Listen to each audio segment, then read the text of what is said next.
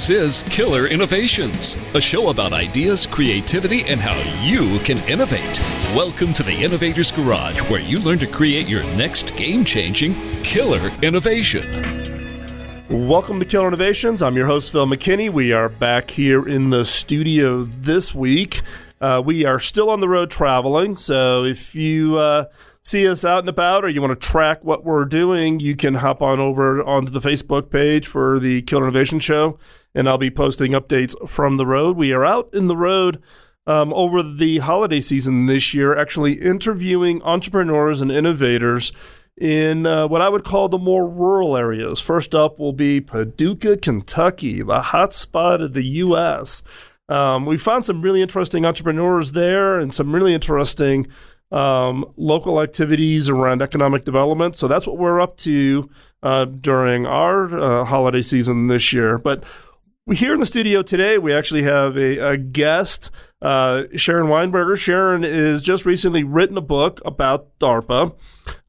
Sharon has a journalism background, but it's an interesting perspective. If you're a regular follower of the show, you know I've written some blog posts on DARPA and I've been a big fan, but have also pointed out some of the where I think not just DARPA, but the government has pulled back from its investment in support of innovation. But we've brought Sharon on to talk about her book, but also to get her perspective because she's been covering DARPA for quite some time. So Sharon, thanks for joining us today on Killer Innovations. Hey, Phil, thanks for having me. So give us a little bit of background. You've got a journalism background and have actually covered the government, DARPA, and other activities in D.C. So give us a little bit of context of your background. Sure. I fall into this little bit of a weird niche between national security journalism and science journalism. I've been writing about the science and technology of national security since about 2000. And when I first went into journalism writing about these issues, one of the things that I noticed was that national security journalists tend to focus on military operations. They want to write about wars. And science journalists have tended to stay away from military topics for a couple reasons. One, the focus of science journalism, certainly within the United States, is often on fundamental breakthroughs. Academic science tends to look down at times on military-funded science, particularly if it's science funded within the government laboratory system. And also, I think it's very frustrating for science journalists to deal with the Department of Defense, where you call 10 times and you can't get an interview. They're used to picking up the phone and calling journalists.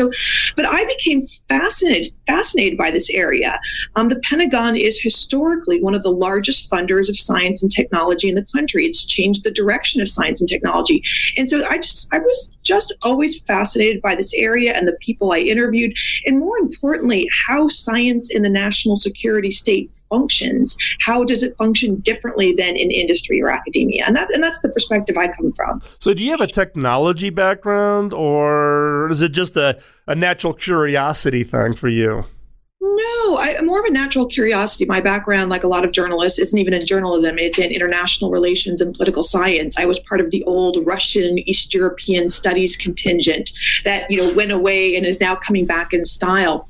But I first got very interested in this issue after graduate school when I went to work as a researcher and writer for, of all things, a defense company.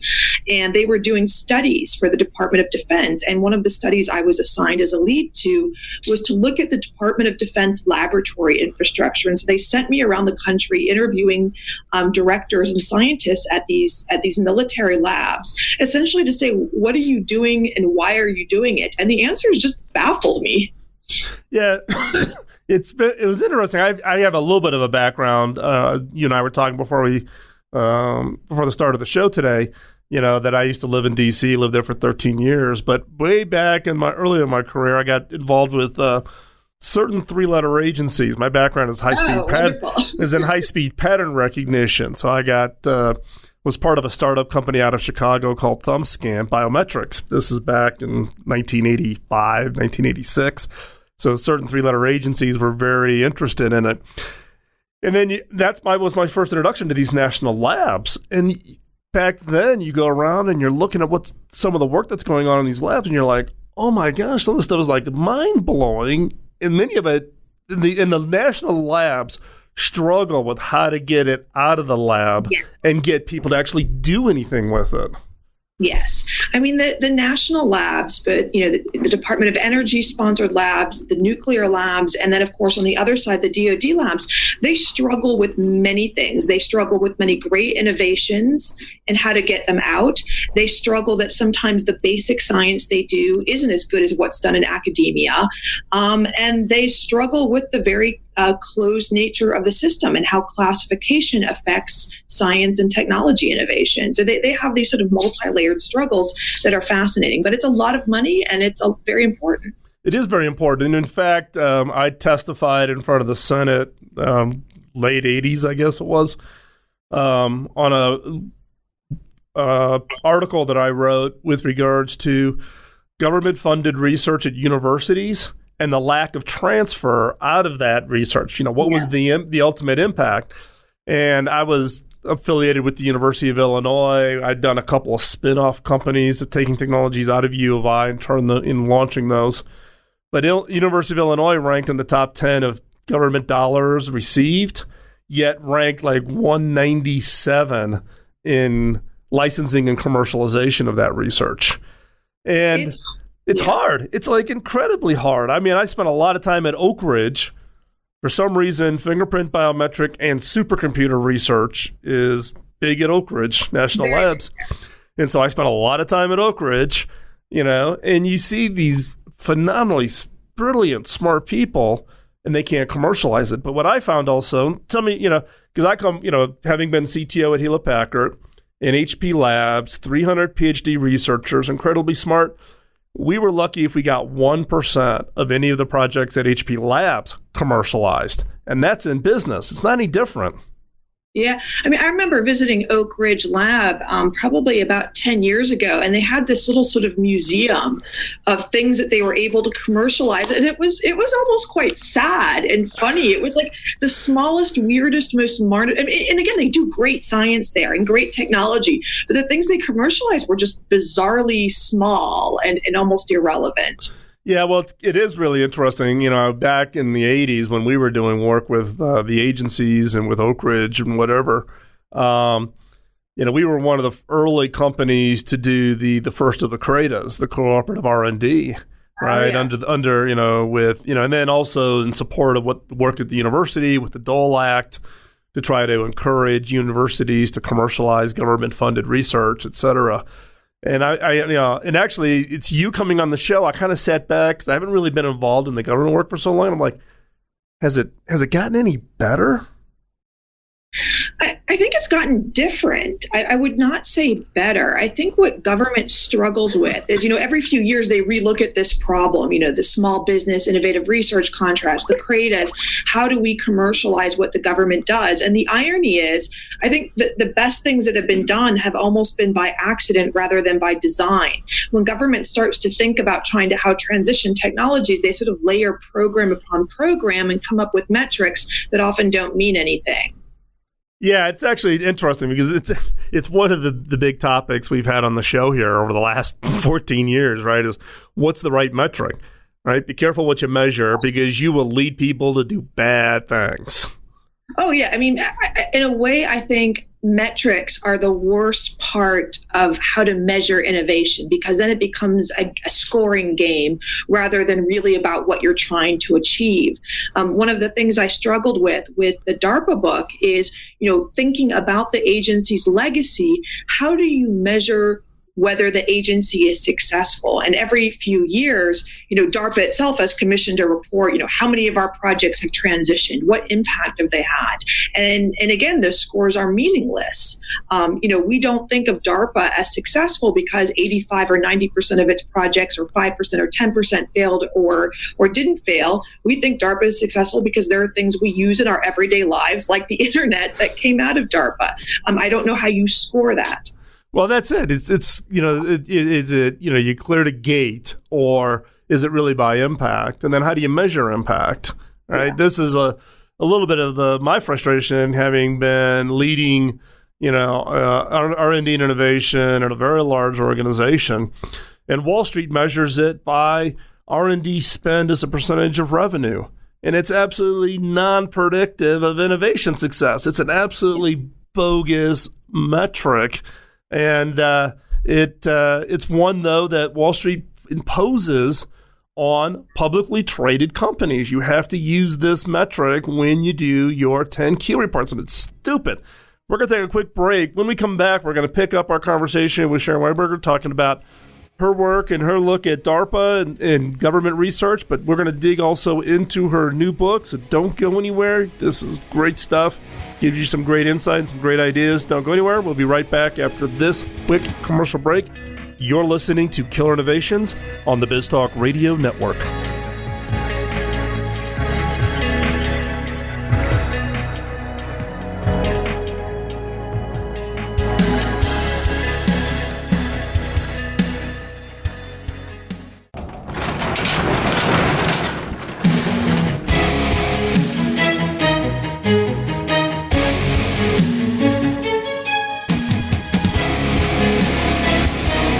This is Killer Innovations, a show about ideas, creativity, and how you can innovate. Welcome to the Innovators Garage, where you learn to create your next game-changing killer innovation.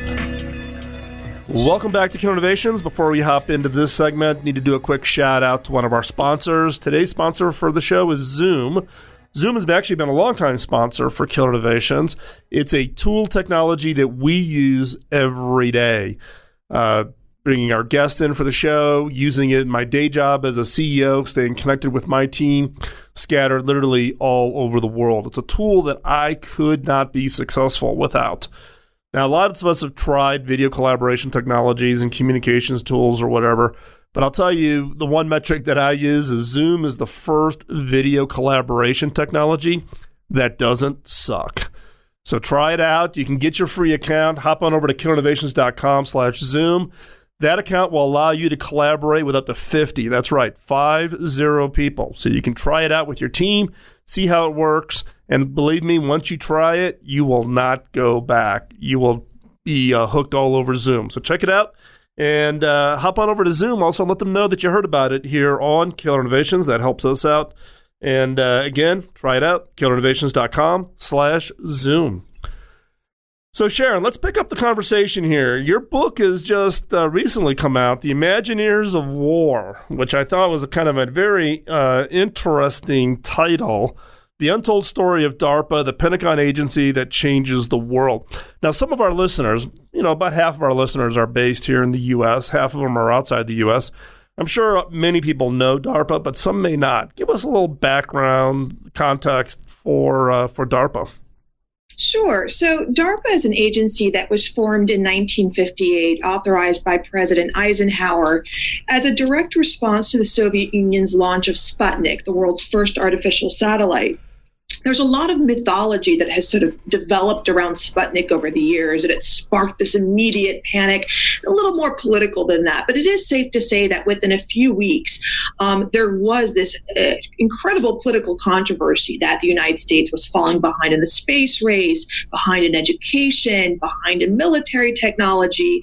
And some of that, there were elements of truth in it. A lot of it was overblown, but it was a political crisis in Washington. So Eisenhower decided to consolidate all of the space programs, the Army, Navy, and Air Force, to include Wernher von Braun and the German rocket scientists who've been taken from Germany and installed in Huntsville, Alabama. And it was all put under this new agency in February 1958, called at the time the Advanced Research Projects Agency, ARPA. So even before NASA, the first space agency, actually DARPA or ARPA at the time was the first space agency with the goal of getting the United States into space. And that is the origins of where it came from. And so, DARPA has been around for quite some time. It's had, kind of its ups and downs. We know of it from the standpoint of some of the big projects that have had big impact, like, the internet, which started off as ARPANET, really is a way to drive collaboration amongst institutes doing research. What are some of the other things that maybe people aren't as aware of as projects that have kind of gotten birthed out of DARPA? Sure. I think one of the most significant ones that's forgotten because it doesn't seem as sexy these days as ARPANET and the internet.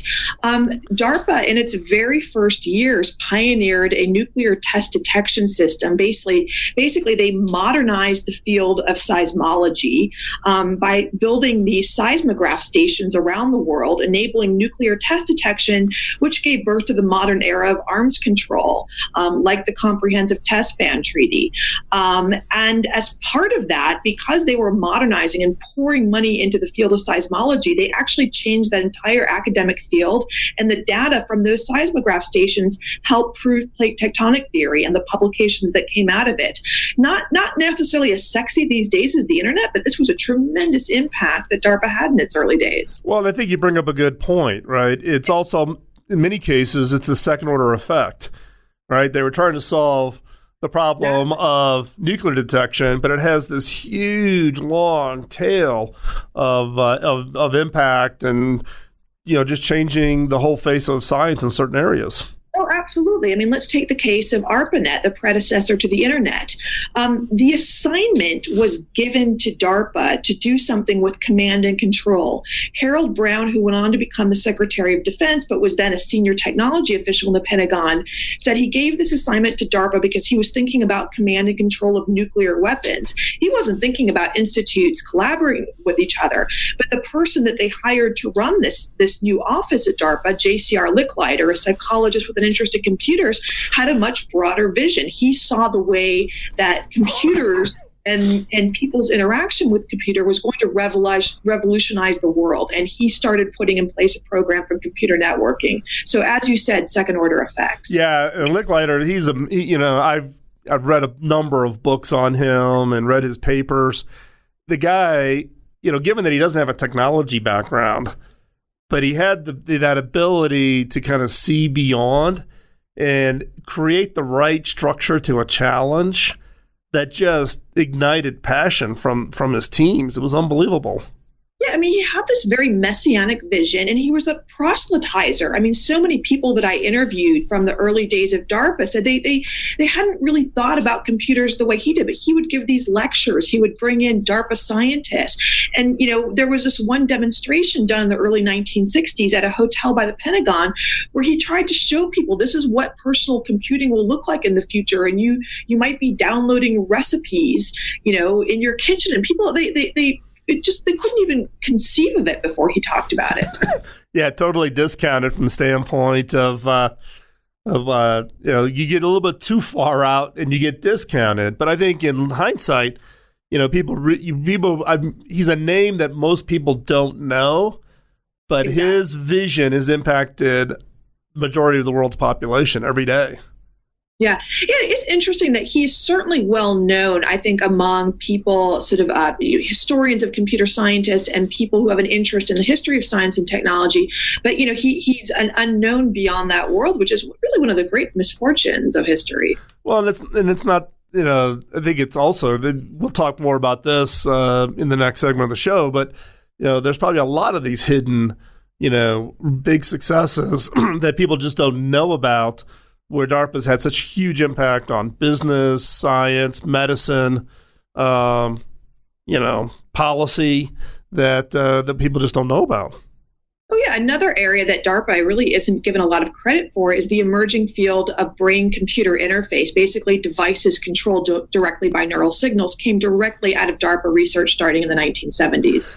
Yeah, and that's actually another good example of being so far out there, because no business could be out as far ahead as DARPA is, and then it just kind of creates this vacuum that brings investment capital, business support, research support, students, etc. So stay right there. We're going to be right back after this quick commercial break, continuing our conversation with Sharon Weinberger on her book, The Imagineers of War, The Untold Story of DARPA, the Pentagon agency that changed the world. Don't go anywhere. We'll be right back after this quick commercial break. You're listening to Killer Innovations on the BizTalk Radio Network.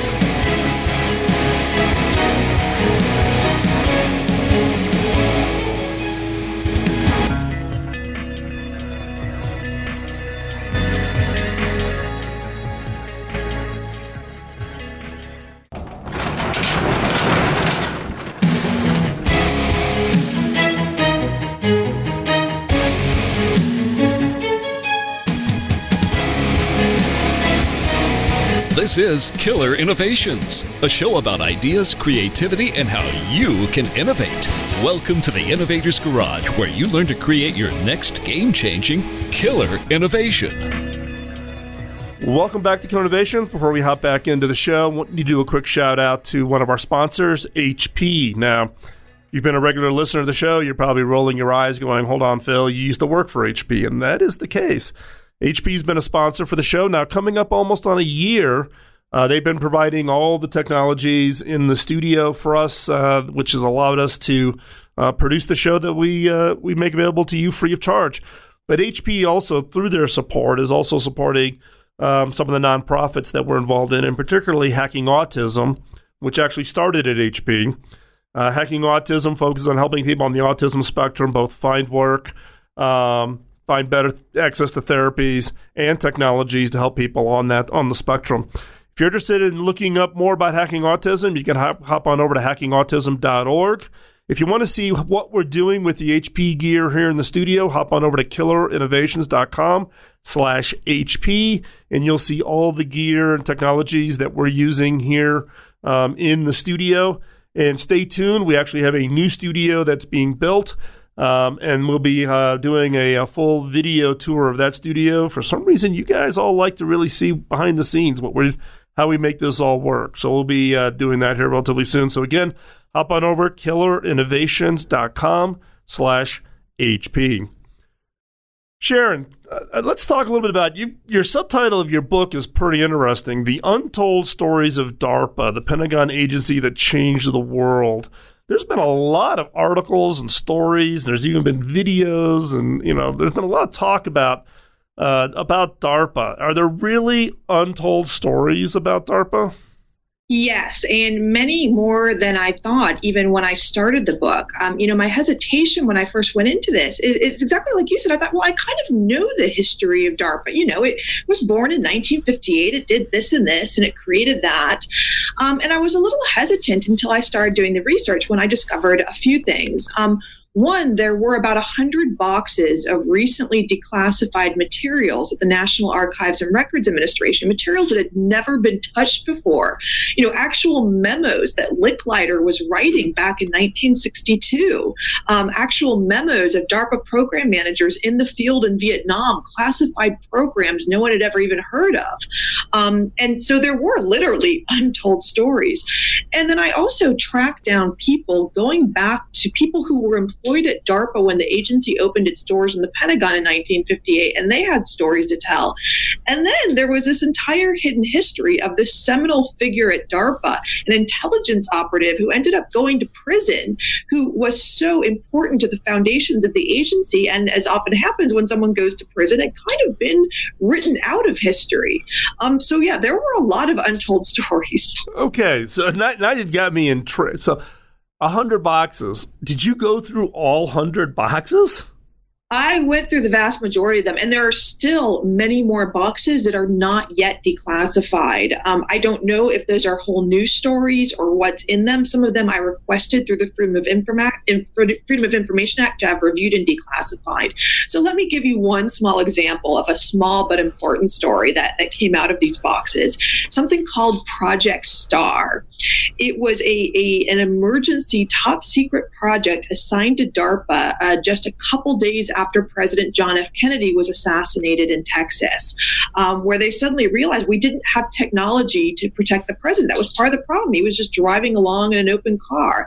And so DARPA, as this military science and technology agency, was assigned this project to come up with technologies to protect the president, and they went to work coming up with ideas.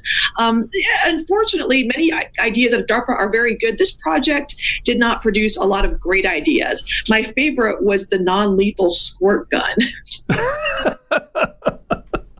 The non-lethal squirt gun. Okay. So, in the fact of the untold stories, what did you have as your kind of mission of telling the DARPA story? Is it to kind of poke the government to kind of reinvest, or is it just to tell a good story, or to inspire? What was the real premise behind the book? here's my theory of the world. We as people make sense of ourselves through narrative, through story. We tell a story about our lives. Well, so do agencies. And DARPA's story is it was born as a space agency, had this incredible story of innovation, and it's wonderful.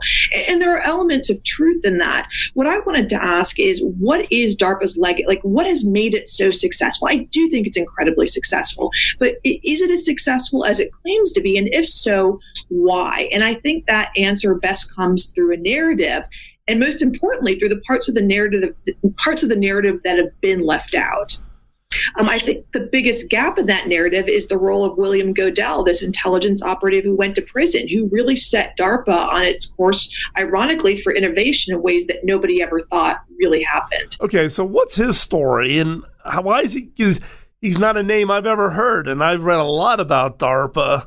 And he went to prison, and he was an intelligence operative. So what's his story? He was one of the first employees of DARPA back when it was founded in 1958. And he was basically put there by the intelligence community because part of DARPA's creation was sweeping up all of the space programs to include a classified program called Corona, which became the first Earth imaging satellite. And so Godell was sort of put there because there was a lot of spy money involved. And when the space mission was taken away from DARPA, the first director quit in disgust because he really saw DARPA as a space agency. And that basically left this intelligence operative, William Godell, as sort of the man in de facto control. And he looked around at the world and he said, I see a new mission for this agency. We have problems with the Soviet Union, but I don't see a nuclear exchange in the next few years. I see the rise of insurgencies in places like Southeast Asia, and that's where we should bring our technology to bear, is in proxy wars and in Vietnam. Interesting. So in effect, because of the formation of NASA, he pops up as having been defining the charter, in effect, for DARPA in the early days. He defined the charter and in ways that even the current DARPA doesn't quite understand his impact. So he created this very ambitious program in Vietnam, which in the 1960s was the third largest program in DARPA. You basically had missile defense, nuclear test detection, and then Vietnam. And he started a jungle combat center, developing everything like silent aircraft to the first drones that were being sent to Vietnam. And after the Vietnam War ended, and that office needed to be closed down, Godell had been sent to jail for fraud, I think unfairly, but that's an entire another story. And the director of DARPA said, we need to find a way to hide this office from Congress, to save the technologies. And so this director renamed it the Tactical Technology Office. That office today, which is a direct legacy of Vietnam, is the largest, most successful office in DARPA. It is what produced things like stealth aircraft and drones that we so closely associate with DARPA today. Amazing. I mean, like you said, though, that is the untold story. Because, like I said, I've read lots of books about DARPA, but there are these characters that are hidden, and I think this actually plays into a little bit about just DARPA in general. We talked about this earlier in the show about lots of things that impact our day-to-day lives that we just don't even know originated from within DARPA. Yeah, and this goes also to a bigger lesson that I draw out of the book, which is I think there's the impression of DARPA today as this sort of nifty science fiction agency. But in reality, the legacy of DARPA is as a science and technology agency that thinks about warfare. The fact that the most successful technologies out of DARPA derived from basically the Vietnam War tells us something, for better or for worse, about what drives innovation, which is problem solving. Vietnam was a big problem. Well, and I think also what DARPA did quite successfully is define the problem and then partner to find the solution.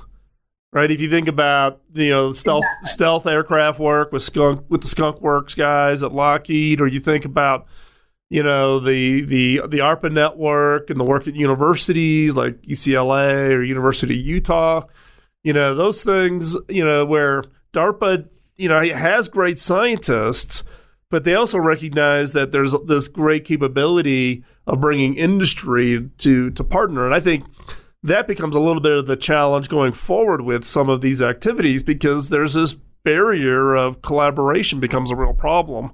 When we come back from this commercial break, Sharon, I'm going to ask you just to kind of give 2 or 3 key insights that you uncovered in your research on the book that the listeners can kind of maybe apply to their own thinking around innovation.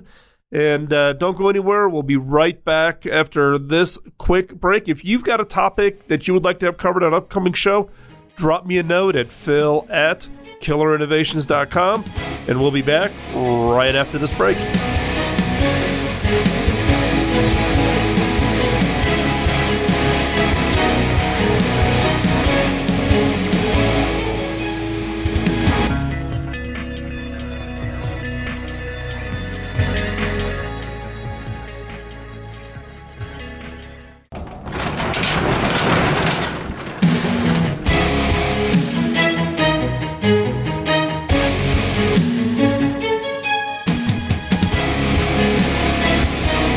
This is Killer Innovations, a show about ideas, creativity, and how you can innovate. Welcome to the Innovators Garage, where you learn to create your next game-changing killer innovation. Welcome back. We're going to hop right back in with Sharon. Hey, Sharon, at the end of the last segment, I asked you to think about what would be that advice from your research looking at DARPA that the listener could apply to their own thinking around innovation. So I'm going to hand it over to you. Sure. I do have 3. I think they're interrelated a bit. First is that the price of success is failure. And this is part of the lesson. DARPA likes to say we don't remember our failures, so we try things over and over. But I would come to a more subtle lesson that, yes, the failures matter.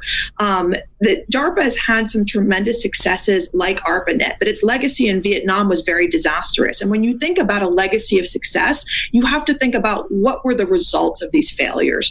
So that's one. The second one for DARPA is that what problem are you trying to solve? There's a tendency to think of DARPA as this innovative agency, but that would just put out lots of successful technologies. What made it successful was it was a problem-solving agency for war. The scope of what you're trying to achieve, the mission matters. If you just created an agency and said, come up with good science and technology, I don't think you would get important innovations. And the third one for DARPA, which is I think related to that, is the function is more important than the form. There's a tendency in government these days, and maybe even in industry, you would know better to come up with a DARPA model. We're going to, arrange our chairs the way DARPA does. We're going to have short-term employees the way DARPA does. That is not what makes DARPA successful. That helps it. The lack of bureaucracy, the coming in and out of employees. What makes DARPA successful is that it is trying to solve the problems of warfare, that it has this very important mission that it's focused on, and then everything else feeds into it. Everything else makes it successful. The DARPA, you can't just take the DARPA model and put it at Google or Facebook or at the CIA. It has to have a mission. It has to have a customer, which in this case is the Pentagon. Well, it's interesting, particularly on this function is more important than the form, right? There's literally 10,000 innovation consultants out there running around going, I've got this magic 10-step process, and if you follow this, magic happens, and it's bogus, right? It's you have to create what works for your organization, whether it's DARPA. What is your mission? What is your purpose? Why are you even doing innovation? And a lot of organizations are just doing, quote, innovation for innovation's sake. Well, no, exactly. I mean, one of the biggest lessons I learned, one of my favorite DARPA directors from years past was this guy, Stephen Lukasik, who was the director in the 1970s. And when there was this sort of fad 10 years ago for creating DARPA replications in Homeland Security and the Department of Energy and the intelligence community. So these people started visiting him to take notes on management theory and what made DARPA successful. And he said, look around at my library. There's not a single management book here. There's not a management theory book. I don't think about management. I think about what problems I'm trying to solve. That is what he thought about. And that is really what drove the heart of success at DARPA. And it's actually, I sit here and, and I think about it, if you look at, my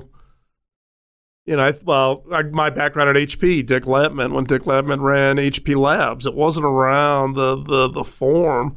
It was, what's the big problems that's facing the computer industry, and how do we go attack those problems, and how do I bring the best and brightest? Same thing at Bell Labs. Bell Labs in its heyday, the problems it was trying to solve in the big picture were the problems of the telecommunications industry. That is a big problem. There are a lot of technical challenges. So that I think that's one of the biggest lessons that I drive from DARPA. So, hey, Sharon, as we wrap up this segment of the show, what is the best way for the listeners to keep track of what you're up to and what you're working on next? Usually my Twitter feed these days, I have a pretty stagnant website. So Twitter is where I tweet out the articles I'm working on, that I'm editing, my thoughts of the day, if I have any. That's really where I kind of keep up to date on things. And we'll put Sharon's Twitter feed up on the show notes at Killer Innovations, so therefore you can be able to follow her. Hey, Sharon, I really appreciate you taking the time to join us in today's show, and loving the stories today. And I would encourage listeners, go out and check out the book. Hop on over to Amazon. We'll have a link so you can find the book easily and check it out. DARPA's got. I think about historically an organization that people know about if you're in the innovation game, but probably don't really understand what was really the magic behind it, and like these untold stories. I mean, I've read a lot about DARPA, and I've heard stories today that I just never have heard. So, Sharon, congratulations on I know what was probably a hard slog getting through and pulling this all together. So I wish you the best of luck on your book. So as we wrap up today's show, I want to take this time to give you a quick few updates. We will be at CES this year, so if you will be there and you want to meet, or we will also be there recording the show. So if you've got, or of somebody that's there who you think story should be heard by the listeners here at Innovations, just drop me a note, phil@killerinnovations.com. We'll get them on the schedule, or hey, we can just meet up and say hi while everybody's in Las Vegas in January. I also want to encourage you to hop on over and take a listen to Kim McNicholas' show, Kim on Innovation. She's been on this show many, many times. She's actually guest hosted this show. I've guest hosted her show. Kim and I actually have a new project that will be starting after the first of the year. I'll talk about more than that after January 1st. But if you don't know much about Kim, she's the former executive director of Sir Richard Branson's Extreme Tech Challenge and a former reporter from Forbes covering technology in Silicon Valley. Her show is on Fridays on KDOW in Silicon Valley. But her show is now up on the podcast. You can check that out over on iTunes and anywhere else you get your podcasts. Check out Kim's show. Great stuff. Great guests. With that, we're going to wrap up today's show. Appreciate you taking the time out of your busy schedule to spend with us here. We're coming up on the next season in March. We will be announcing some stuff after the first of the year on getting ready for the new season launch and giving you a little bit of insight on what we're working on. But if you have ideas and suggestions or questions you just want to get answered on the show, just go ahead and again, just drop me a note. And that email address that I gave you comes directly to me. It doesn't get filtered through anybody. So as we close out, don't let the innovation antibodies get you down. Don't let somebody else dissuade you from going forward with your idea. Go out there and change the world. And we'll talk to you next week. Bye-bye.